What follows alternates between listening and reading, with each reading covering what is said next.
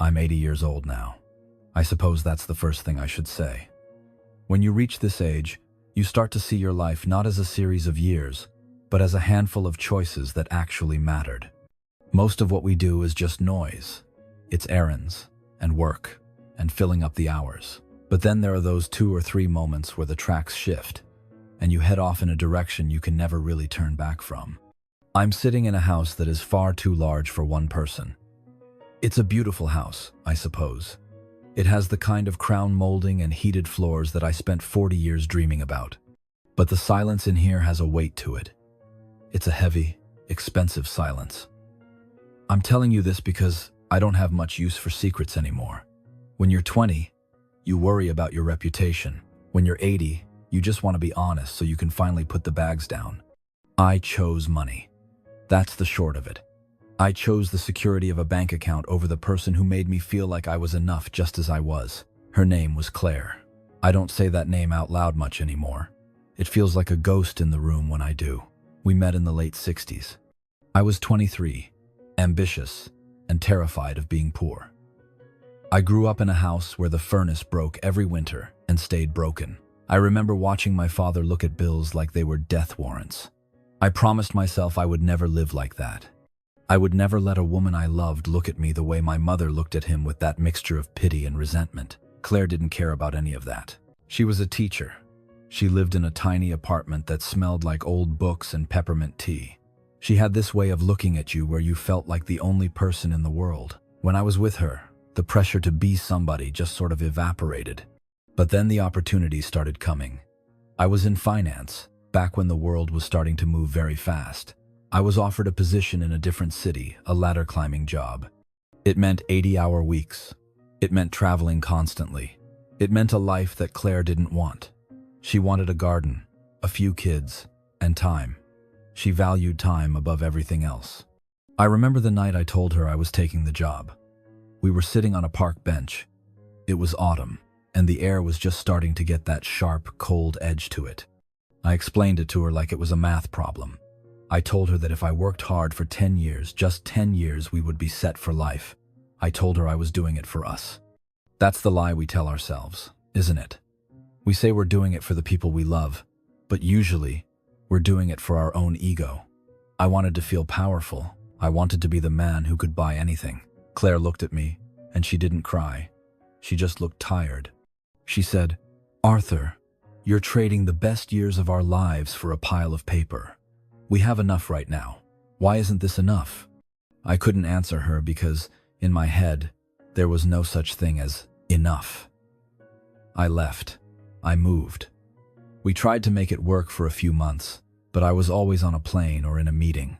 I was building a future, you see. I was so busy building the someday that I didn't notice the right now was dying. Eventually, she stopped calling. A year later, I heard she married a man who worked at a library, a man who probably never owned a suit that cost more than $50. And I remember feeling a sense of smugness back then. I thought, she settled. She chose a small life. I spent the next 35 years winning.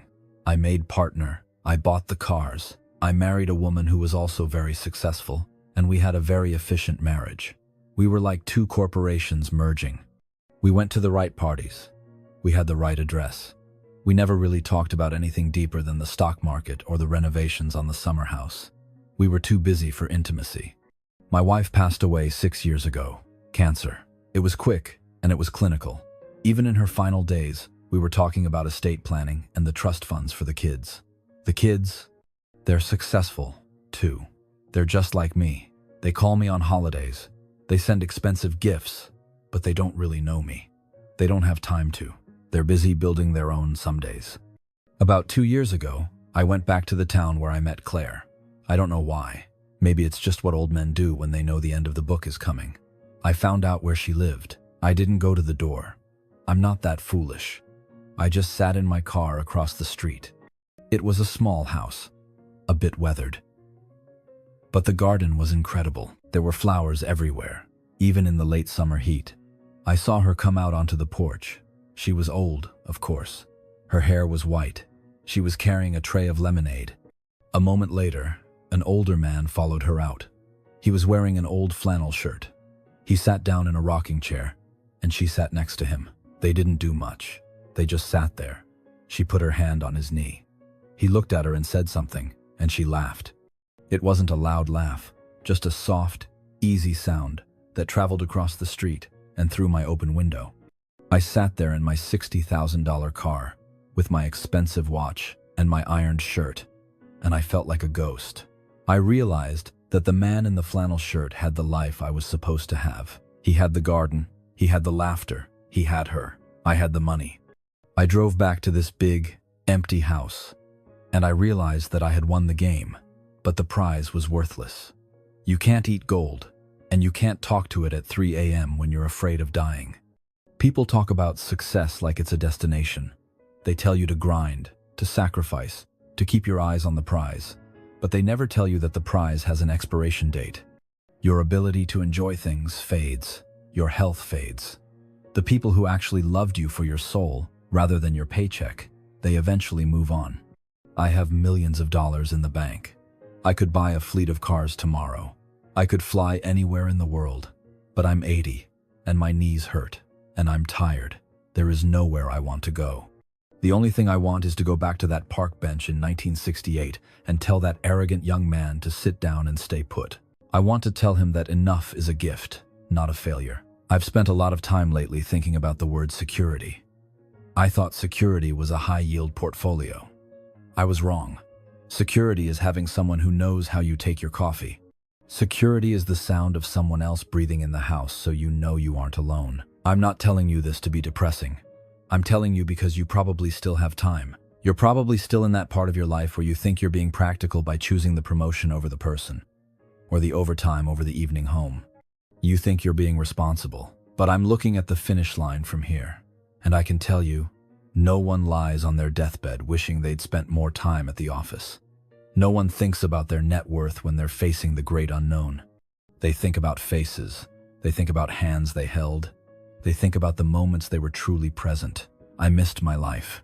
I was there for it, physically, but I was always looking past it. I was always looking at the next quarter, the next deal, the next house. And now, I'm at the end, and I have a lot of things, but very few memories that actually warm me. I see people online, or on the news, talking about hustle culture and building an empire. It makes me want to scream. You aren't a king. You're a human being. You need connection. You need to be known. An empire is just a pile of stones that eventually falls down. If you have someone who loves you, someone who makes the world feel a little less cold, don't trade them. Not for a title. Not for a salary. Not for the approval of people you don't even like. I'm going to go to bed soon. It takes me a long time to get up the stairs these days. I'll turn on the alarm system, and I'll lock the heavy doors, and I'll be perfectly safe. I'll be secure in my fortress of success. And I would give every single cent of it to be back in that tiny, drafty apartment, drinking peppermint tea and listening to Claire talk about her students. That's the truth of it. It's a quiet truth, but it's the only one I have left. I hope you're doing better than I did. I hope you're brave enough to be unsuccessful, if it means being happy. Because the clock doesn't stop for anyone, and it ticks much faster than you think it does. If this stayed with you, I'm glad. Sometimes it helps to just say these things out loud. Maybe it'll help someone else see the road before they've gone too far down it. Take care of yourself, and take care of the people who love you. Everything else is just noise.